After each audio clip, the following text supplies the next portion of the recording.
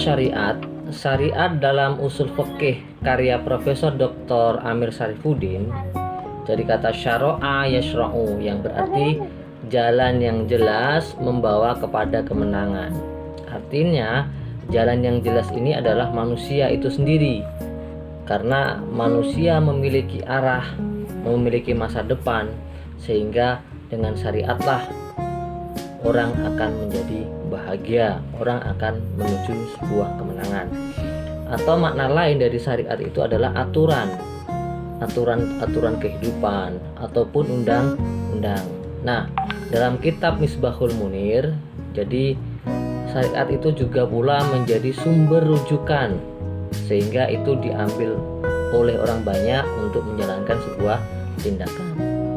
Nah, sedangkan menurut kitab Al-Mana'ul Qoton, syariat Islam adalah aturan yang Allah turunkan kepada makhluknya tadi, baik hablum minallah, hubungan antara manusia dengan Allah, itu ibadah, sholat, zakat, puasa dan sebagainya, ataupun hablum nanas, hubungan manusia dengan manusia yang lain, berbuat baik, saling membantu, toleransi dan sebagainya. Nah, sedangkan menurut pandangan ahli, secara terminologi, syariat adalah titah Allah yang berhubungan dengan tingkah laku manusia di luar yang mengenai akhlak.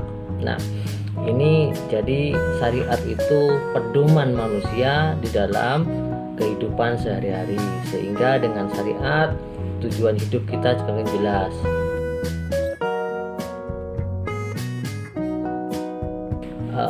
Kata syariat ada di dalam Al-Quran surah Al-Maidah ayat 48 yang saya bacakan langsung kepada kalimatnya adalah likulli ja'alna minkum syir'atan wa minhaja. Jadi untuk tiap-tiap umat di antara kamu kami berikan aturan dan jalan yang terang. Sudah ada aturan mainnya. Jadi kalau aturannya berdagang maka nggak boleh curang. Aturannya ibadah sholat maka sehari lima waktu. Yang kedua di dalam surah Asy-Syura ayat 3, Rahmanirrahim. Syara'a lakum minad dini ma wassa bihi Nuhan walladzi awhayna ilaika wa ma wassayna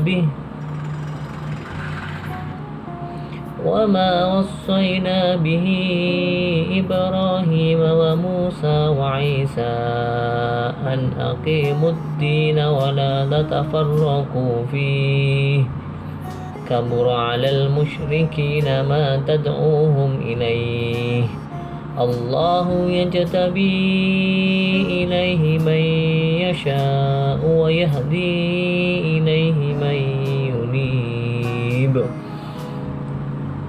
yang artinya Dia Allah telah mensyariatkan kepadamu agama yang telah diwasiatkannya kepada Nabi Nuh, dan apa yang telah kami wahyukan kepada Nabi Muhammad, dan apa yang telah kami wasiatkan kepada Ibrahim, Musa dan Isa, yaitu tegakkanlah agama, keimanan dan ketakwaan, dan janganlah kamu berpecah belah di dalamnya. Sangat berat bagi orang-orang yang musyrik untuk mengikuti agama yang kamu serukan kepada mereka. Allah memilih orang yang Dia kehendaki kepada agama tauhid dan memberi petunjuk kepada agamanya bagi orang yang kembali kepadanya.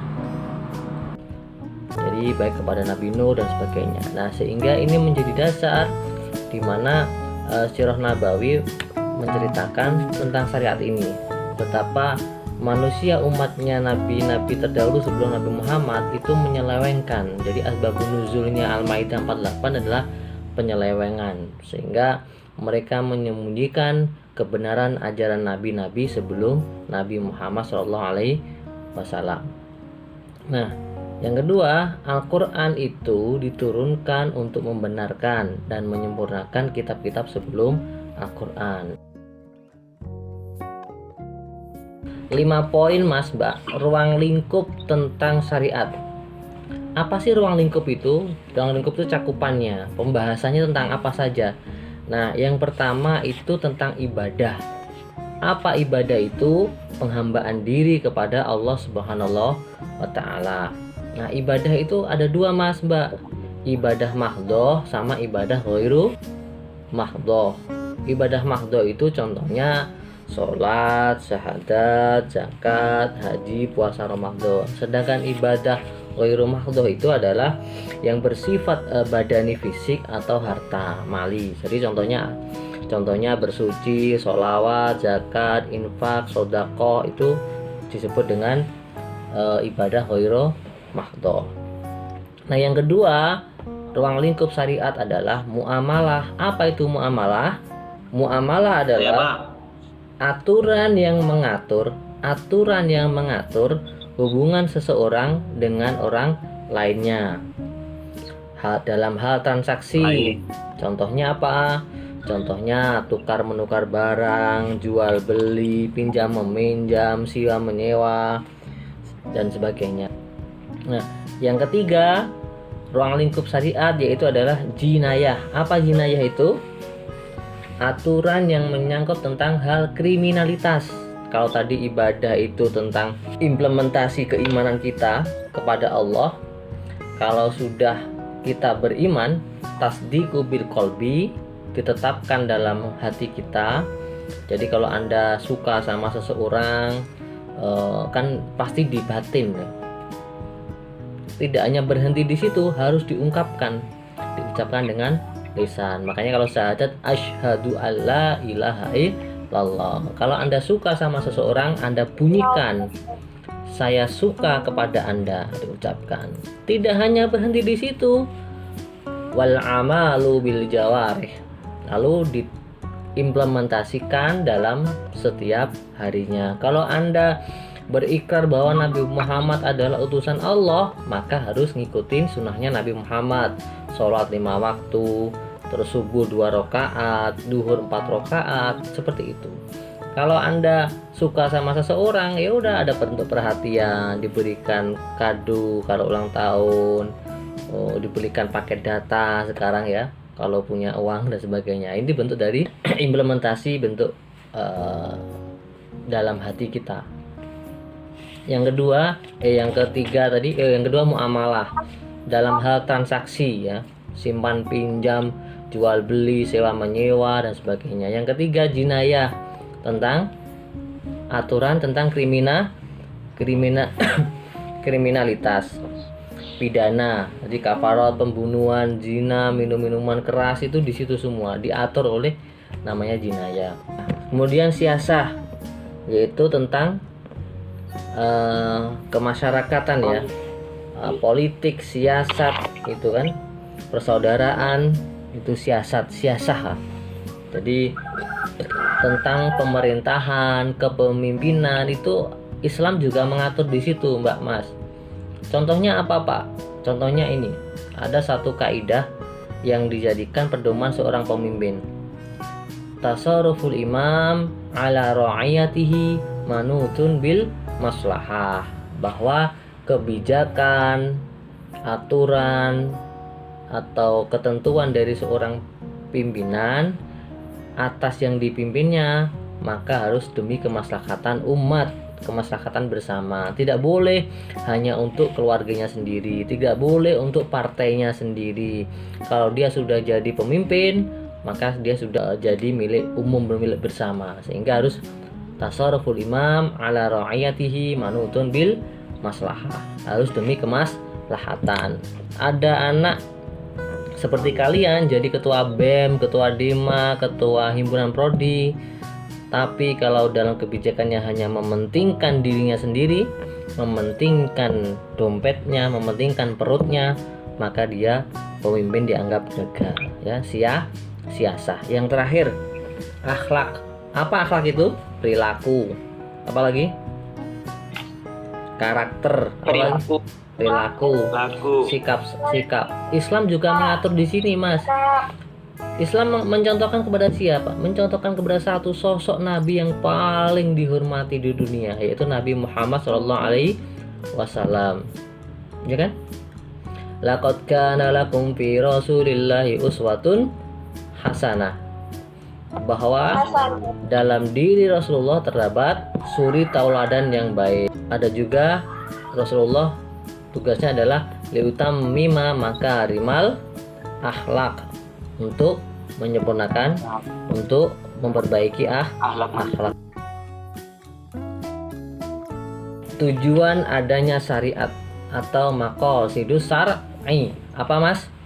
Maqasid syar'i. Yang pertama, tujuan adanya syariat Islam itu apa? Hifdzuddin, menjaga agama. Nah, agama yang bagaimana? Agamanya masing-masing. Bahwa Islam itu juga menjaga agama. Terbukti di dalam surah Al-Baqarah ayat 256, la ikraha fiddin, tidak ada paksaan dalam beragama. Dan di Islam dan di Indonesia agama juga diatur. Contohnya apa? Di dalam KTP Anda semua agamanya Islam, Robert agamanya Kristen, Imade agamanya Hindu. Itu kan sudah di KTP semua, sudah ada semua. Itu bahwa benar-benar Indonesia sudah menjaga agama. Nah, barang siapa yang mencemooh agama, baik Islam, Kristen, Hindu, Buddha, pasti akan masuk penjara. Itu udah dijaga itu. Nah, yang kedua, hifdzun nafas, itu menjaga jiwa seseorang. Jadi Islam itu menjaga jiwa seseorang dari kriminalitas, dari peperangan, dari perselisihan dan sebagainya. Nah, oleh karenanya Allah mengatur di dalam Al-Qur'an ayat 178 surah Al-Baqarah, ya ayyuhalladzina amanu kutiba alaikumul qisasu fil qatla. Dan Indonesia juga hifdzun nafas, juga menjaga jiwa seseorang. Contohnya apa? Anda keluar sama pemerintah disuruh memakai masker. Ini bentuk dari menjaga jiwa kalian. Kalau Anda nggak patuh, Anda bisa mati karena virus corona. Ini hifdzun nafas, ini harus dijaga ini. Anda katakan sholat Jumat, tetapi di situ zona merah. Nah, kira-kira Anda memaksa ke sana atau nggak Jumatan? Aduh Pak, jangankan corona Pak, nggak corona saja saya nggak berangkat sholat Jumat. Ngono Mas yo.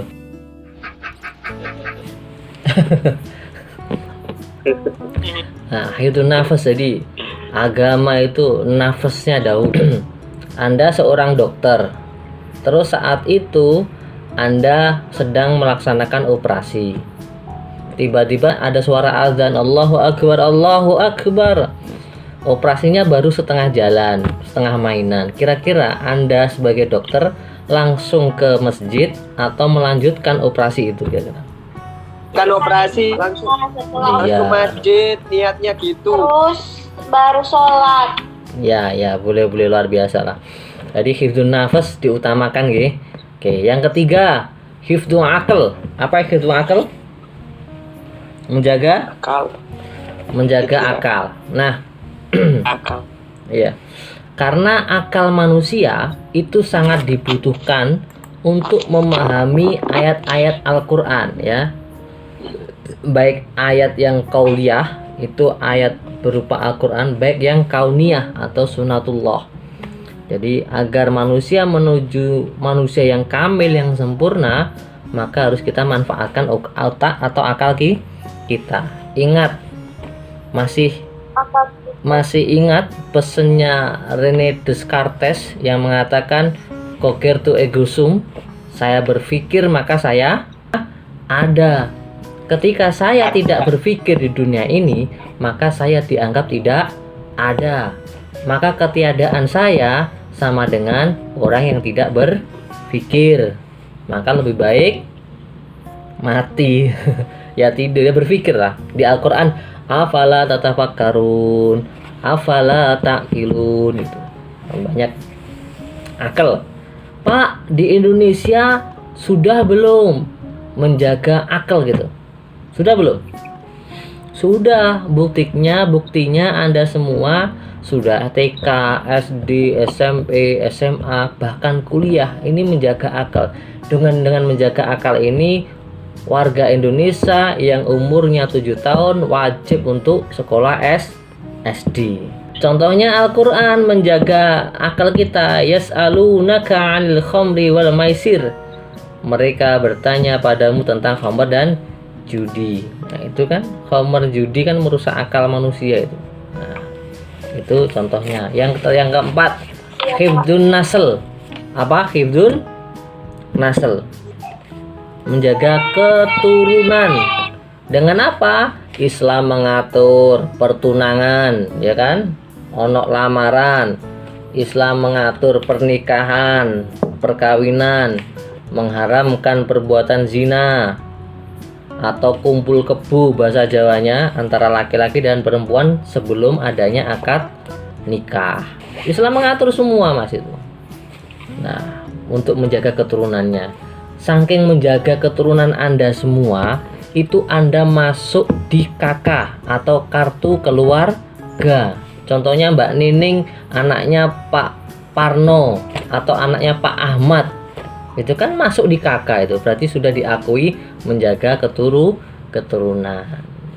Nah, berarti Indonesia sudah menjalankan semua dong. Iya, sudah, berarti sudah menjalankan syariat Islam.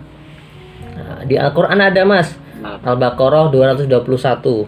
Wala tankihul musyrikat hatta yu'min.